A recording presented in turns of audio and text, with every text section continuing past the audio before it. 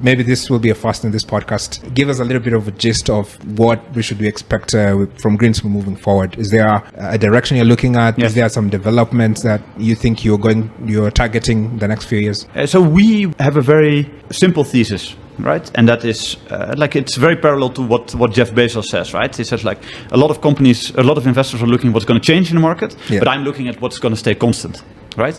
And for us, it's what is going to be constant. People will always want better food, right? Yeah. You want to have it faster delivered or more convenient to get. You don't want to drive all over town, and you want to get it more affordable. And everything that we do is around that. Does it make the product better?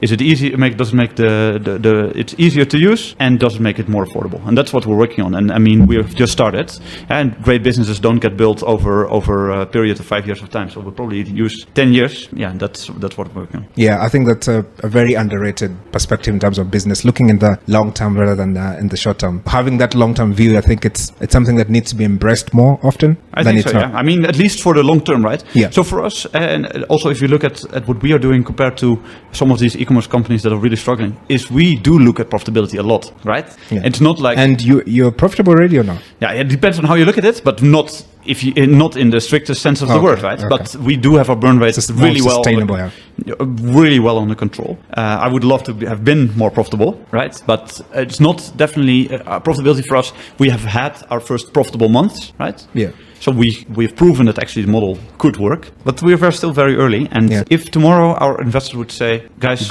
we don't have any money in the bank, we could be profitable tomorrow. And it's not that, it's sometimes also very good for a startup, right? Because startups, they sometimes forget why they were a startup, right? They become bulky, they become slow, they become bureaucratic, too many people wanting to be relevant. And we could be profitable tomorrow, but it would jeopardize in some way what we're trying to build, right? Yeah, the innovation. Right? And then our offering would stagnate and we would be slower, right? But we could be profitable tomorrow. Okay. And that's always a nice thing to have. And that's also for every aspiring entrepreneur, especially if your the oncoming investor has said the money will be in the bank by, don't count on it.